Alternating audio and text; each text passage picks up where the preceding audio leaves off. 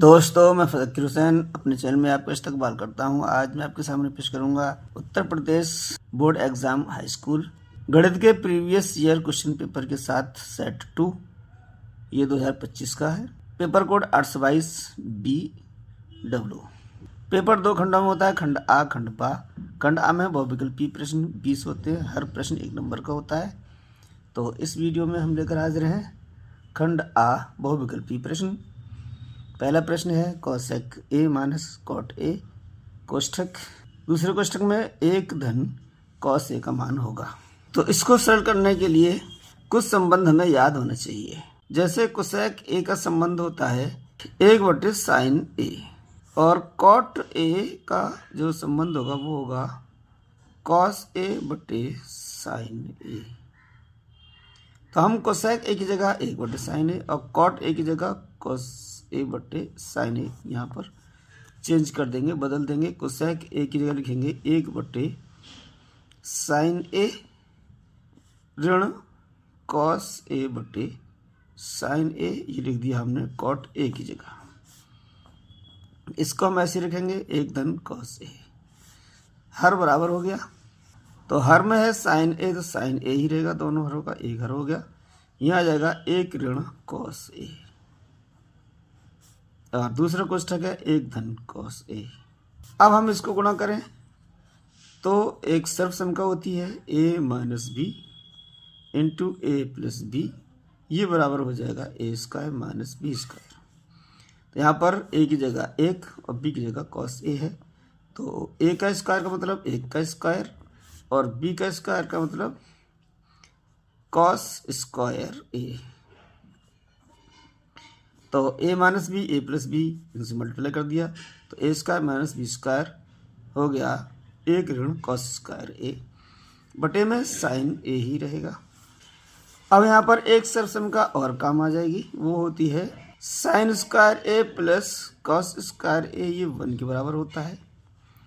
और अगर इस कॉस स्क्वायर ए को इधर पक्षांतर कर दें तो ये साइन स्क्वायर ए बराबर हो जाएगा 1 ऋण कॉस स्क्वायर ए। यानी इस सर्वसंख्या के अनुसार 1 ऋण कॉस स्क्वायर ए बराबर होगा साइन स्क्वायर ए के। तो ये जो 1 ऋण कॉस स्क्वायर है ये साइन स्क्वायर ए के बराबर होगा, तो इसकी जगह हम साइन स्क्वायर ए लिख देंगे, बटे में ये साइन ए है ही, तो साइन स्क्वायर ए है ये, साइन ए है ये, तो इससे स्क्वायर कट जाएगा, सिर्फ और सिर्फ साइन ए बच जाएगा। तो ये जो प्रश्न में दिया था ये इसको हल किया हमने, सरल किया है, तो ये आ गया है साइन ए के बराबर। इसको देखेंगे हम, इसका मान कितना है साइन ए, ये डी विकल्प में है, तो डी विकल्प ही इसका सही है। दूसरा प्रश्न है किसी पासे को एक बार फेंका जाता है तो एक विषम संख्या के आने की प्रायिकता क्या होगी। एक हमारा पासा होता है जिसको हम लूडो में इस्तेमाल करते हैं। इसकी 6 फेसेस होते हैं, ये घन के रूप में होता है, 6 फेस होते हैं और हर फेस पर एक एक संख्या लिखी होती है 1 से 6 तक, 1 2 3 4 5 6 संख्याएं हैं। एक बार इसको हम अगर फेंकेंगे तो एक संख्या ऊपर आएगी, तो एक एक करके इस पर 6 संख्याएं ही ऊपर आ सकती हैं, तो जो टोटल घटनाएं होंगी वो हो जाएंगी हमारी 6।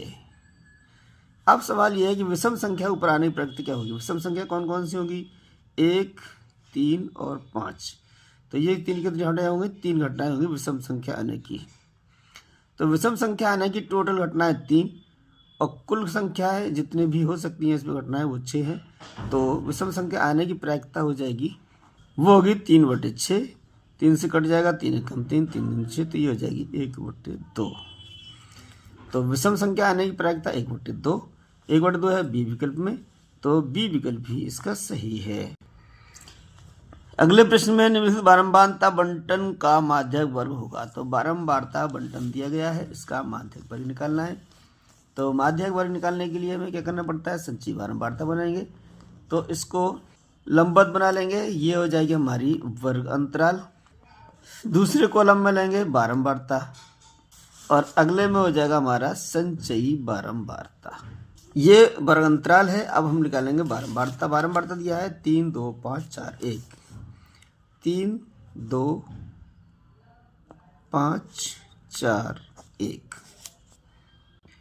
इसके बाद एक कॉलम हम बनाएंगे संचयी बारंबारता का। तो इसको 3 को तो 3 ही रहने, अगली बारंबारता जोड़ के आगे संचयी बारंबारता में लिख देंगे 3 और 2 ये हो जाएंगे 5, 5 और 5 10, 10 और 4 14, 14 और 1 15।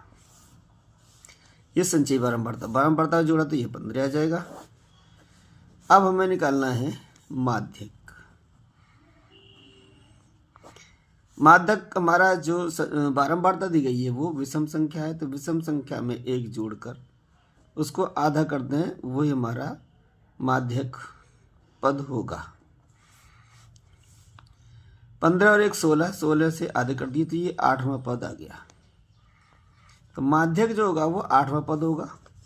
अब ये माध्यक वर्ग निकालना है, यानी वर्ग अंतराल में कौन सा ऐसा है जो माध्यक वर्ग कहलाएगा। तो ये जो माध्यक आया है वो आया है हमारा 8वां पद। तो ये 8 जो है वो संचयी बारंबारता के किसके अंतर्गत आएगा, 10 के अंदर आ जाएगा। तो ये जो संचयी बारंबारता 10 है इसके अंदर 8 आ रहा है, तो इसी के अंदर हमारा माध्यक आएगा और माध्यक वर्ग आगे चले जाएंगे तो वर्ग अंतराल में पहुंचेंगे। तो ये जो 10 के सामने वर्ग अंतराल है यही हमारा माध्यक वर्ग कहलाएगा। 10 15, 10 15 है सी विकल्प में, तो सी विकल्प भी इसका सही है। अगले प्रश्न में निकालना है निम्नलिखित सारणी का बहुलक वर्ग होगा। बहुलक वर्ग निकालने के लिए हमें ज़्यादा मशक्कत नहीं करनी है, बारंबारता देखनी है किस वर्ग अंतराल की बारंबारता सबसे अधिक है। तो हम देख रहे हैं सबसे अधिक वर्ग अंतराल की जो बारंबारता है वो है 12 और वो वर्ग अंतराल है 7 से 14। तो 7 से 14 के जो वर्ग अंतराल है उसकी बारंबारता सबसे अधिक 12 है। तो बहुलक वर्ग होगा तो होगा हमारा 7 14। तो 7 14 हमारे डी विकल्प में दिया गया, तो डी विकल्प भी इसका सही है। 5वें प्रश्न में अगर हम देखते हैं तो ये है, एक बच्चे के पास एक ऐसा पासा है जिसके फलकों पर निम्नलिखित अक्षर अंकित हैं। अगला जो पिछला प्रश्न गुजर चुका है उसमें जो पासा था उस पर 1 2 3 4 5 6 तक के अंक उस पर अंकित थे, लेकिन एक बच्चा इस पे ऐसा पासा है जिसके ABCDEA यानी ये अंक जो अक्षर हैं अंग्रेजी के वो उस पर फलकों पर अंकित है। तो ऐसा पासा अगर वो फेंकता है तो उस पर भी 6 फलक होंगे और 6 फलक के 6 अक्षर दिए गए हैं, तो टोटल घटनाएं होंगी वो 6 ही होंगी। यदि पासे को अब अगर एक बार फेंका जाता है तो ए आने की प्रायिकता कितनी होगी, तो टोटल घटनाएं हमारी 6 हैं और ए जो है 2 बार आ रहा है, तो एक बार इसमें आ सकता है और एक बार इसमें आ सकता है। तो ये ए आने की टोटल घटनाएं हमारी 2 हैं। तो पूरा पासा एक बार फेंकने पर ए आने की जो प्रायिकता होगी 2/6 होगी। इसको 2 से हम डिवाइड कर देंगे, 2 1 2 2 3 6, तो ये आ जाएगी 1/3। तो ए आने की प्रायिकता 1/3, ये बी विकल्प में है, तो बी विकल्प इसका सही है। यदि कॉट थीटा बराबर 8/15 तो साइन थीटा का मान क्या होगा। कॉट थीटा की वैल्यू दी गई है 8/15। इसको अगर हम लिखें भुजाओं के, जी हमारी भुजा है, ये समकोण त्रिभुज है, ये हमारा कर्ण है, ये अगर लंब लेते हैं तो ये हमारी आधार हो जाएगी। तो कॉट में जो होता है वो होता है आधार बट्टे लंब। तो ये हमारे भुजाओं का अनुपात हो गया कॉट में। तो कॉट थीटा का वैल्यू दी गई है, तो ये कॉट हमारा भुजाओं के अनुपात में अगर लेते हैं तो आधार बटे लंब आता है। तो आधार बटे लंब हमारा दिया गया है 8/15, तो आधार हो जाएगी 8 और लंब हो जाएगी 15। इसके ज़रिए से हम कर्ण निकाल सकते हैं। क्यों? क्योंकि हमें निकालना है साइन थीटा। हमें निकालना है साइन थीटा, और साइन थीटा होता है लंब बटे कर्ण। तो लंब तो हमारी कितनी होगी 15, कर्ण अभी हमें चाहिए। तो कर्ण निकालने के लिए क्या होगा, कर्ण बराबर हो जाएगी रूट के अंदर लंब का वर्ग और आधार का वर्ग। लंब है 15 इसका वर्ग, आधार है 8 इसका वर्ग। इसको हल कर लेंगे, 15 का वर्ग 225, 8 का वर्ग 64, यह आ जाएगा 289, और इसका हम वर्गमूल ले लें तो यह आ जाएगा 17। तो जो कर्ण आ गई वो आ जाएगी 17। हमें निकालना है साइन थीटा, तो लंब बटे कर्ण होती है। लंब 15 है, कर्ण है 17, तब ये साइन थीटा आ जाएगा 15/17। तो ये हमारा आंसर होगा साइन थीटा 15/17। ये सी विकल्प में, तो सी विकल्प ही इसका सही है। अगला प्रश्न है कोसेक 60 का मान कितना होगा। अगर हमें साइन 60 की वैल्यू अगर याद है तो फिर हम आसानी से कोसेक 60 की वैल्यू बता सकते हैं। हमें याद होना चाहिए साइन 60 की वैल्यू होती है √3/2। अब इसी को अगर हम उल्टा कर दें 2/√3 ले लें तो यही हो जाएगी कोसेक 60 की वैल्यू। तो कोसेक 60 की वैल्यू हमारी आ जाएगी 2/√3। 2/√3 हमारा है पहले विकल्प में, तो ए विकल्प ही इसका सही है। अगले प्रश्न में कोसेक स्क्वायर थीटा बटे सेक स्क्वायर थीटा का मान निकालना है। तो इसमें भी हमें संबंधों पर ज़्यादा ध्यान देना पड़ेगा। कोसेक स्क्वायर थीटा बटे सेक स्क्वायर थीटा, इसको सरल करके लाना है। तो हमको याद होना चाहिए कोसेक थीटा होता है साइन का इनवर्स, यानी 1/साइन थीटा, ये होता है कोसेक थीटा। इसी तरीके से सेक थीटा ये होता है 1/कॉस थीटा। ये अगर हमें संबंध याद है तो हम इसको बदल देंगे। कोसेक को लिख दिया 1/साइन, स्क्वायर है तो स्क्वायर कर देंगे, सेक को लिख देंगे 1/कॉस थीटा, स्क्वायर है तो स्क्वायर लगा दिया हमने। अब ये 4 हो गए। इसमें क्या होता है, पहले का लास्ट से गुणा होता है और 2 का 30 से गुणा होता है। तो कोस स्क्वायर ऊपर आ गया और साइन स्क्वायर थीटा नीचे आ गया। अब फिर हमें मालूम है कि कॉट थीटा होता है कॉस थीटा बटे साइन थीटा के बराबर। तो कॉस बटे साइन ये हो गया कॉट थीटा, स्क्वायर लगा हुआ है तो इस पर भी स्क्वायर हो जाएगा। तो ये हमारा आ गया कोसेक स्क्वायर थीटा बटे सेक स्क्वायर थीटा बराबर cot square theta. Cot square theta हमारे डी विकल्प में, तो डी विकल्प भी इसका सही है। अगले प्रश्न में 2 संख्याएं दी गई हैं, एचसीएफ दिया गया है 7। ये हमारी 2 संख्याएं हैं 35 और 49।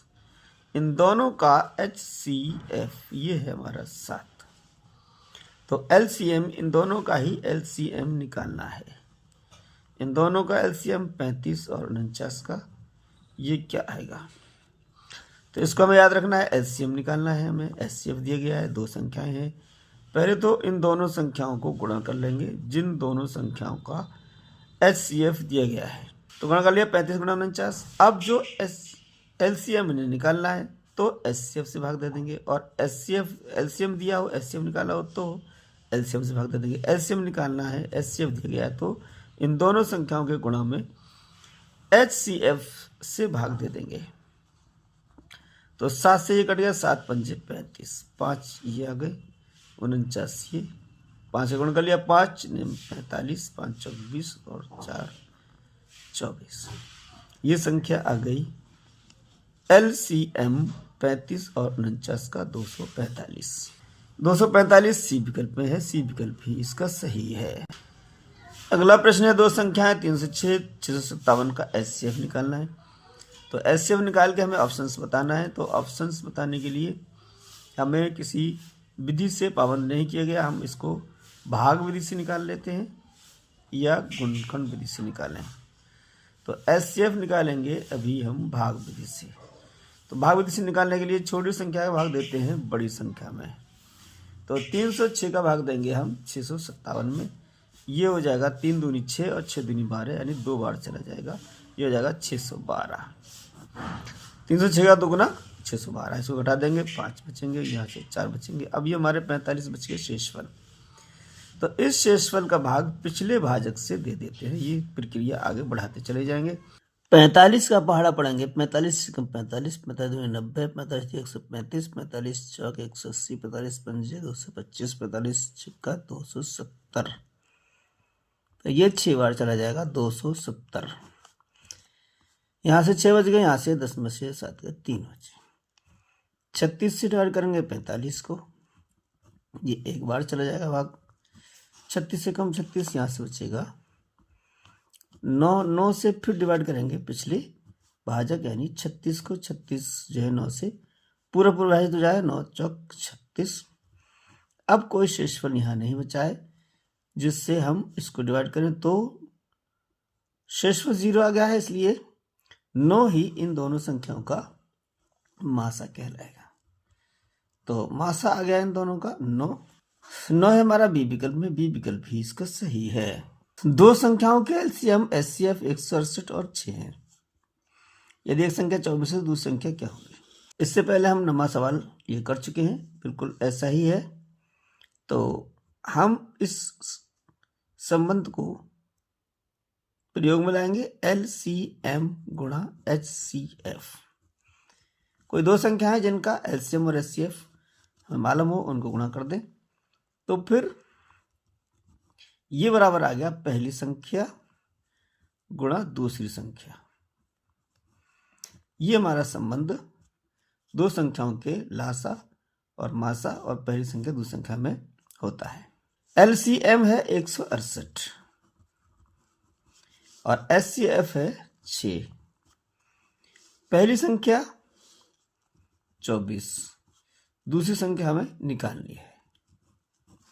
तो इस 24 ये गुणा में है, इसको हम इससे डिवाइड में ले आएंगे। 168 गुणा 6 करके पहली संख्या से डिवाइड कर दें तो ये हमारी आ जाएगी दूसरी संख्या। अब इसको डिवाइड करेंगे, 6 से ये डिवाइड होगा, 6 चौक 24। 4 से फिर इसको डिवाइड कर दें, 4 चौक 16 और 4 दूनी 8। तो ये आ जाएगी 42, ये दूसरी संख्या है। 42 है बी विकल्प में, तो बी विकल्प भी इसका सही है। ये अगला सवाल बिंदु ए और बी, ए के निर्देशांक ए और बी और बी निर्देशांक 2a 2b, इनके बीच की दूरी निकालना है। तो ये कोई दो बिंदु है ए और ये बिंदु है बी। ए बिंदु के निर्देशांक ए बी, बी बिंदु निर्देशांक 2a 2b।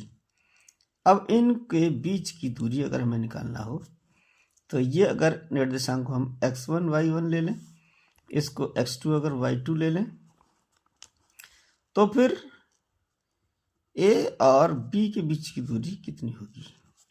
पहले बिंदु के निर्देशांक x1 y1 हो और दूसरे बिंदु के निर्देशांक x2 y2 हो तो दोनों के बीच की दूरी इस समीकरण से हम दे सकते हैं, x1 माइनस x2 इनका square plus y1 minus y2 इसका स्क्वायर। यानी पहले अंकों को घटा के उसका वर्ग कर दें और दूसरे अंकों को यानी कोटि को घटा के उसका वर्ग कर दें और उनको जोड़ दें और वर्गमूल लें तो वो बीच की दूरी आ जाएगी। x1 है a, x2 है 2a इसका स्क्वायर, y1 है b और y2 है 2b इसका स्क्वायर। a में से 2 घट गए, माइनस के a बच गया। b में से 2b घट गई, माइनस के b बच गई। इन दोनों का स्क्वायर कर दें तो ये प्लस प्लस हो जाएंगे, a square plus b square. इसका हम वर्गमूल नहीं ले सकते तो रूट में a square plus b square आ जाएगा। यही इन दो बिंदुओं के बीच की दूरी होगी। रूट के अंदर a square plus b square, a विकल्प इसका सही है। यदि 5 सेमी त्रिज्या वाले एक वृत्त के बिंदु P पर स्पर्श रेखा PQ केंद्र O से जाने वाली रेखाखंड Q पर इस प्रकार मिलती है कि PQ बराबर 12 है तो OQ की लंबाई क्या होगी? तो ये हम फिगर बना लेते हैं। ये हमारा वृत्त है, इसका केंद्र O है। 5 सेमी त्रिज्या वाले वृत्त के बिंदु P पर स्पर्श रेखा PQ, ये कोई बिंदु P है, इसकी स्पर्श रेखा कोई PQ, Q जो है वो स्पर्श बिंदु है तो Q को O से मिला दे तो ये हमारी त्रिज्या हो जाएगी 5 सेंटीमीटर। PQ है 12 सेंटीमीटर। तो हमें निकालना है OQ, यहाँ से O से Q की लंबाई। तो ये हमारी Q है और ये हमारा स्पर्श बिंदु P है, तो OQ निकालना है ये वाले। तो स्पर्श बिंदु पर केंद्र से डाला गया जो रेखा है वो स्पर्श रेखा पर लंब होती है, 90 डिग्री से कोण बनाएगी। अब ये हमारा बन गया समकोण त्रिभुज। ये हमारा 90 डिग्री कोण है तो ये हमारी कर्ण हो गई। अब पाइथागोरस प्रमेय से हम कर्ण निकालेंगे। हमें ओ क्यू निकालना है, तो ओ क्यू हमारी कर्ण है। तो ये हो जाएगी रूट के अंदर, ये आधार ये लंब दोनों कैसे हो सकता है, तो ये 12 स्क्वायर प्लस 5 स्क्वायर,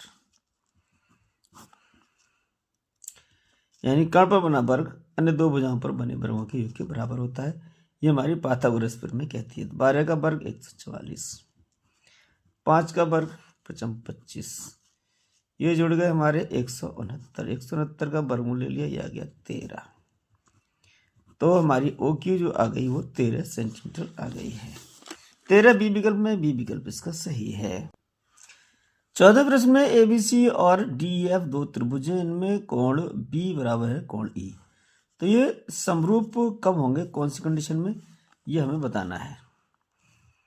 तो ये एक त्रिभुज है और ये भी त्रिभुज है।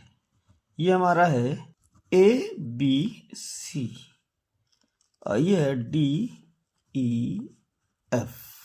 तो प्रश्न में जो दिया है वो दिया है कोण बी बराबर कोण ई, ये कोण इसके बराबर है।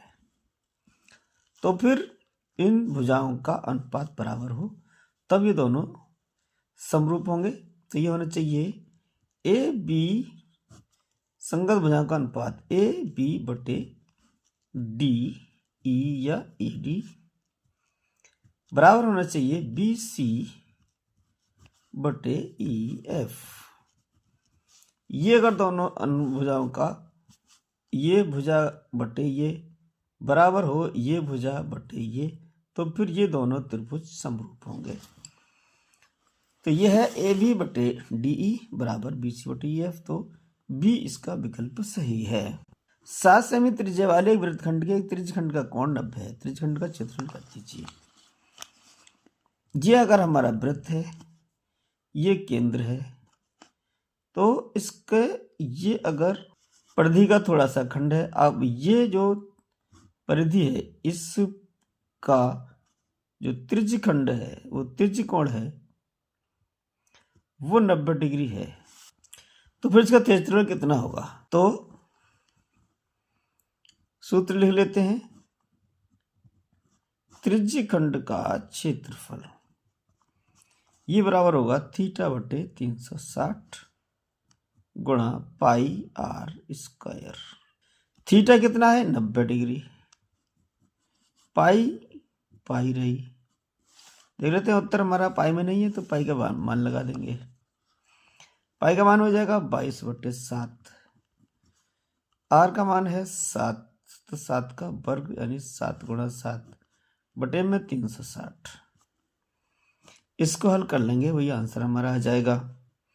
0 से 0 कट गया, 9 चौक 36, 4 ये हो गए, 7 से 7 कट गया। अब हमारा जो बचा है वो ये 22 बचा, यहाँ से 7 बचा बटे में 4, 7 दूनी 14, 7 दूनी 14 1 15 बटे 4, 4 से भाग दे देंगे, 4 तिया 12, यहाँ से बचेंगे 3, 34 हो गया, 4 अट्ठे 32, 4 पंजे 20, 38.5 सेंटीमीटर स्क्वायर। 38.5 सेंटीमीटर स्क्वायर सी विकल्प में है, तो सी विकल्प भी इसका सही है।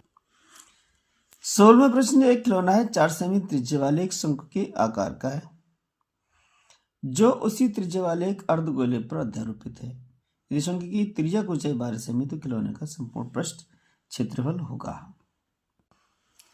तो पहले हम इसकी शेप बना लेते हैं।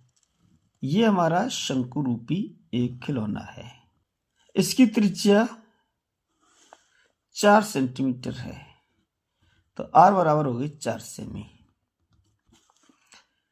इसी त्रिज्या के एक अर्धगोले पर अध्यारोपित है, तो ये जो त्रिज्या है 4 सेमी, ऐसा ही नीचे अर्धगोला है इस पर ये रखा हुआ है, तो इस अर्धगोले की त्रिज्या है वो भी 4 सेमी है। इस खिलौने का जो शंक्वाकार भाग है उसकी त्रिज्या की ऊंचाई है 12 सेंटीमीटर, यानी एल बराबर हमारी आ गई 12 सेंटीमीटर। संपूर्ण पृष्ठ क्षेत्रफल निकालना है, इसका पृष्ठ क्षेत्रफल और इसका, दोनों का पृष्ठ क्षेत्रफल निकाल लेंगे। तो शंक्वाकार भाग का क्षेत्रफल निकालने के लिए शंकु के क्षेत्रफल का सूत्र लगा देंगे, ये होता है पाई आर एल। पाई पाई रही, आर हमारी 4 है, एल है 12, तो 12 चौक 48 पाई सेमी स्क्वायर। आंसर हमारे पाई में मौजूद है तो पाई का मान नहीं लगाएंगे। अर्धगोलाकार भाग का क्षेत्रफल कितना हो जाएगा? पूरे गोले का क्षेत्रफल होता है 4 पाई आर स्क्वायर। ये पूरे गोले का है, इसका आधा कर देंगे तो 2 पाई। अर्धगोले का जो क्षेत्रफल होगा 2 पाई आर स्क्वायर। 2 पाई आर है हमारी 4, 4 का वर्ग, 4 का वर्ग 4 चौक 16, 16 दूनी 32 पाई। अब इस पूरे खिलौने का पृष्ठीय क्षेत्रफल ये आ जाएगा हमारा 48 पाई प्लस 32 पाई। इनको जोड़ देंगे तो आ जाएगा 80 पाई सेमी स्क्वायर। 80 पाई सेमी स्क्वायर डी विकल्प में है तो डी विकल्प भी इसका सही है। द्विघात बहुपद x square plus 7x plus 12 के शून्यांक होंगे। शून्यांक यानी ऐसा अंक जो इस बहुपद यानी द्विघात बहुपद को 0 के बराबर कर दे, वही संख्याएं हमारी शून्यांक कहलाएंगे। ये बहुपद द्विघात में है तो दो संख्याएं ऐसी होंगी, दो अंक ऐसे होंगे जो इस पूरे व्यंजक को शून्य कर देंगे, यानी x की वैल्यू वो दो ऐसी होंगी जो इनमें पुट करेंगे, यानी इसमें रखेंगे x की जगह, तो इसका पूरा मान 0 आ जाएगा। तो वही दोनों संख्याएं शून्यांक कहलाएंगे। तो इसमें दी गए हैं, हम एक एक करके लगाएंगे तो टाइम लगेगा, इसलिए जो हमारा जो तरीका है वो ये है कि इस द्विघात बहुपद को गुणनखंडों के रूप में बांट लेते हैं, यानी एक घात बहुपद के गुणा के रूप में ले लेंगे। तो इसको हम गुणाखंड कैसे करेंगे? ऐसी दो संख्या लें जिनको गुणा करें तो 12 हो जाए और उनको जोड़ दें तो 7 आ जाए। तो ऐसी जो संख्याएं हैं वो हैं 3 और 4। 3 का गुणा 4 में करेंगे तो 12 हो जाएगा, 3 और 4 को जोड़ देंगे तो 7 आ जाएगा। तो x का गुणा कर देंगे 3x प्लस 4x, 3 गुणा 4, यानी 7x को 3x और 4x में दो जगह तोड़ लिया, 3 और 4 7 होते ही हैं। अब दो पद ये और दो पद ये, इन दोनों पदों में जो कॉमन है वो ले लेंगे। x कॉमन है, x बाहर ले लिया, यहाँ से x बचा, यहाँ से 3 बचा। इन दोनों पदों में कॉमन 4 है, 4 यहाँ भी है, 4 यहाँ भी है, तो 4 ले लेंगे कोष्ठक में, यहाँ से x बचेगा, यहाँ से 3 बचेगा। अब एक पद ये हो गया, एक पद ये हो गया, दोनों में x प्लस 3 कॉमन है तो इसको कॉमन ले लिया। x प्लस 3 बाहर आ गया, यहाँ से x बचा, x प्लस 3 बाहर आ गया, यहाँ से 4 बचा प्लस का। तो अब यहाँ पर अगर x की जगह -3 रख दें तो ये 0 हो जाएगा, 0 गुणा कर देंगे तो ये सब 0 हो जाएगा। तो एक शून्यांक -3 हो गया। यहाँ पर x की जगह -4 रख दें तो -4 प्लस 4 कट जाएगा, ये 0 हो जाएगा, तो इसे गुणा कर देंगे तो ये सब 0 हो जाएगा। तो दूसरा शून्यांक हो गया -4।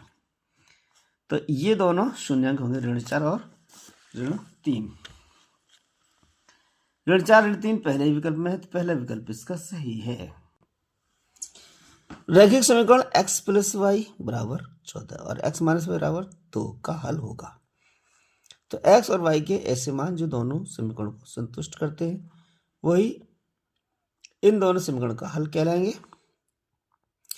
यहां से साफ दिख रहा है, इन दोनों को जोड़ें तो 14 हो जाए और घटाएं तो 2 रह जाए, ऐसी कौन संख्या है? तो हम देख रहे हैं x का मान 8, y का मान 6, 8 और 6 इन दोनों को जोड़ेंगे तो 14 हो जाएगा, 8 में से 6 घटाएंगे तो 2 रह जाएगा। तो यही मान हमारे दोनों समीकरणों को संतुष्ट कर रहे हैं। तो यही इस रैखिक समीकरण के हल कहलाएंगे, x बराबर 8 और y बराबर 6। तो बी विकल्प इसका सही है। अगले प्रश्न में एक द्विघात समीकरण दिया गया है।